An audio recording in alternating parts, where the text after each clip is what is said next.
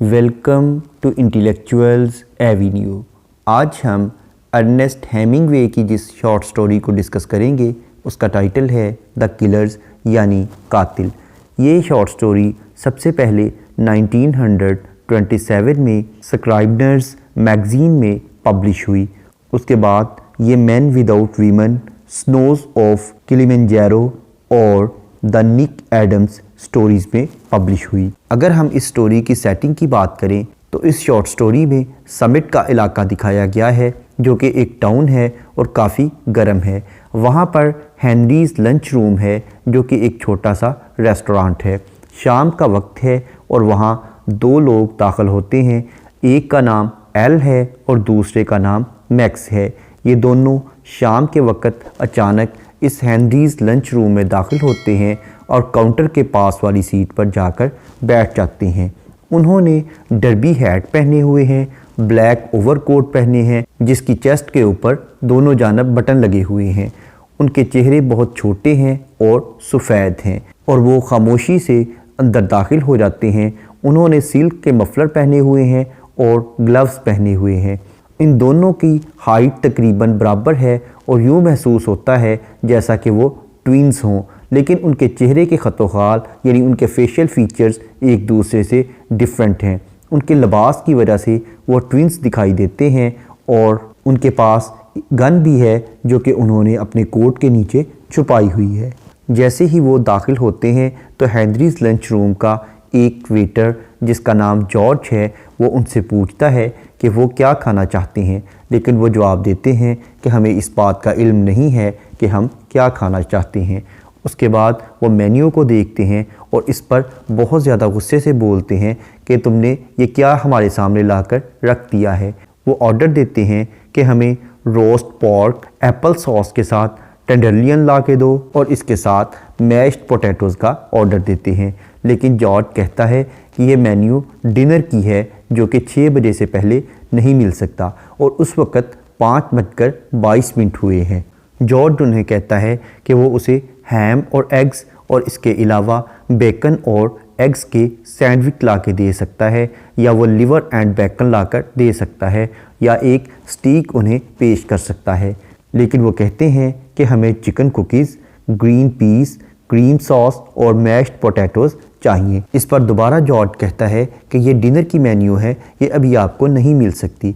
इस पर उन दोनों को गुस्सा आता है। उनमें से एक कहता है कि मुझे हैम और एग्स ला दो और दूसरा कहता है कि मुझे बेकन और एग्स ला दो। ये ऑर्डर लेने के बाद जॉर्ज उन दोनों को पीने के लिए सिल्वर बियर, बेवो, जिंजर एल की ऑफ़र करता है। उसके बाद उसी रेस्टोरेंट में एक और लड़का जिसका नाम निक एडम्स है वो आकर इन्हें मिलता है। उनके साथ थोड़ी सी गुफ्तगू करने के बाद निक एडम्स वहाँ से चला जाता है और उनका खाना जॉर्ज लाकर रख देता है।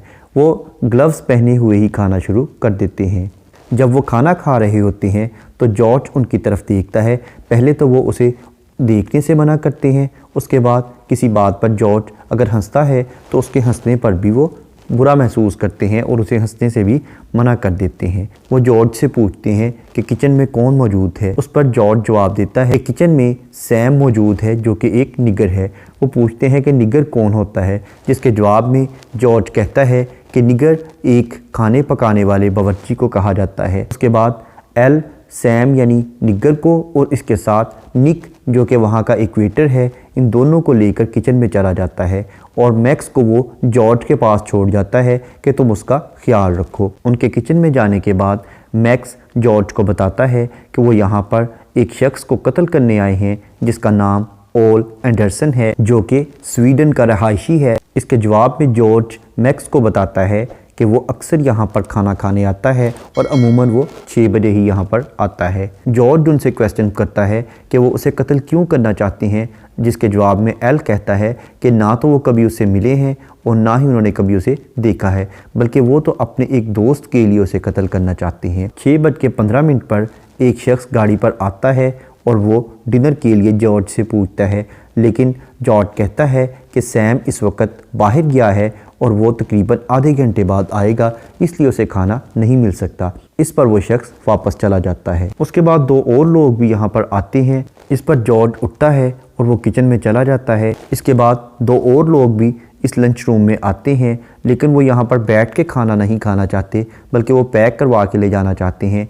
इसलिए जॉर्ज उन्हें एंटरटेन करता है, वो किचन में जाता है। लेकिन जैसे ही जॉर्ज किचन में दाखिल होता है वो देखता है कि एल वहाँ सुकून से स्टूल पर बैठा है और निक और सैम उन दोनों को उसने बैक टू बैक बांधा हुआ है और उनके मुंह में उसने तौलिया ठूंसा हुआ है। लेकिन जॉर्ज इस पर कोई रिएक्शन शो नहीं करता।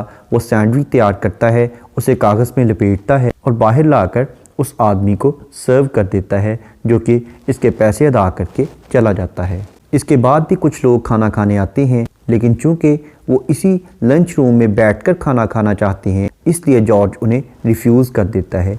उसके बाद 7:10 पर एल और मैक्स वापस चले जाते हैं। जॉर्ज उनके जाने के बाद किचन का दरवाज़ा खोलता है, वो सैम और निक को खोलता है, उनके मुंह से तौलिया निकालता है और उसके बाद वो उनसे मशवरा करता है कि उन्हें किसी न किसी तरीके से ओल एंडरसन को इत्तला दे देनी चाहिए कि 2 लोग यानी एल और मैक्स उसे कत्ल करना चाहते हैं। निक एडम्स जॉर्ज से पूछता है कि ओल एंडरसन कहाँ रहता है, जिस पर जॉर्ज उसे बताता है कि वो हर्ट्स रूमिंग हाउस में रहता है। निक उसके घर पर चला जाता है, वहाँ उसे एक औरत मिलती है जिसका नाम मिसिस बेल है। वो इस घर को लुक आफ्टर करती है। इस घर की असल मालिकिन का नाम मिसिस हर्श है, लेकिन मिसिस बेल जो कि उसे मिलती है वो जस्ट इस घर को लुक आफ्टर करती है। वो इसे लेकर ऊपर वाली मंजिल पर चली जाती है जहाँ ओल एंडरसन बेड पर लेटा हुआ है और उसने तमाम कपड़े पहने हुए हैं और वो बहुत ही भारी भरकम शख्स है जो कि बहुत बड़ा प्राइज़ फाइटर है। उसने बहुत से मुकाबले जीते हुए हैं। उसकी कदो कामत इतनी बड़ी है कि वो बेड से ज़्यादा लंबा है और वो अपने सर के नीचे 2 तकिए रख कर लेटा है। जैसे ही निक एडम्स उसे ये वाक़या बताता है, इस पर ओल एंडरसन किसी किस्म का इंटरेस्ट शो नहीं करता। इवन वो एंड तक निक एडम्स की तरफ देखता ही नहीं बल्कि वो दीवार की तरफ ही मुसलसल देखता है। और जब वो उसे मज़ीद डिटेल बताने की कोशिश करता है, उनका हुलिया और उनके लिबास के बारे में बताने की कोशिश करता है, तो ओल एंडरसन इस बात से इनकार कर देता है कि उसे मज़ीद डिटेल की ज़रूरत नहीं है। उसके बाद निक एडम्स उसे पूछता है कि क्या वो पुलिस को इत्तला करेगा। इस पर भी ओल एंडरसन यही कहता है कि नहीं, वो पुलिस को किसी किस्म की कोई ख़बर नहीं देगा।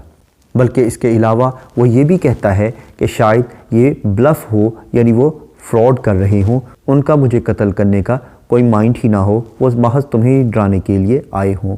जब निक एडम्स देखता है कि ओल एंडरसन उसकी तरफ नहीं देख रहा बल्कि वो मुसलसल दीवार की तरफ देख रहा है और उसकी बातों में किसी किस्म का इंटरेस्ट शो नहीं करता, तो वो वापस जाने की तैयारी करता है। ओल एंडरसन उसका शुक्रिया अदा करता है और मिसिस बेल उसे नीचे तक ले आती है और रास्ते में वो ओल एंडरसन की बहुत ज़्यादा तारीफ़ें करती है। निक वापस चला जाता है और हेनरीज़ लंच रूम में तमाम स्टाफ को पूरे का पूरा वाक़या बताता है और वो इस बात पर हैरान होते हैं कि ओल एंडरसन ने इसमें किसी किस्म का कोई इंटरेस्ट शो क्यों नहीं किया। उन्होंने सोचा कि शायद शिकागो के अंदर ओल एंडरसन ने किसी शख्स को कोई धोखा दिया होगा, जिस वजह से वो इसे कत्ल करने का मंसूबा बना रहे हैं। उसके बाद निक एडम्स इस टाउन को छोड़ना चाहता है, लेकिन जॉर्ज उसे कायल करता है और वो कहता है कि उसे इस बारे में सोचने की भी ज़रूरत नहीं है। इस शॉर्ट स्टोरी में हेमिंगवे ने सटायर के एलिमेंट को लिया है। इसके अलावा इसने हॉरर, टेरर और सस्पेंस की सिचुएशन को क्रिएट करने की कोशिश की है।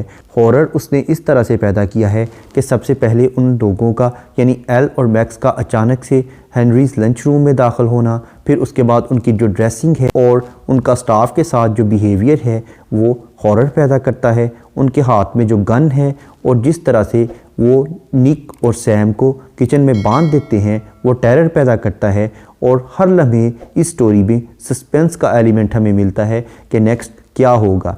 इसके बाद अगर हम इस शॉर्ट स्टोरी के थीम को देखें तो इसमें हमें डेथ और फ्रेंडशिप का थीम मिलता है। Thank you for attending this lecture.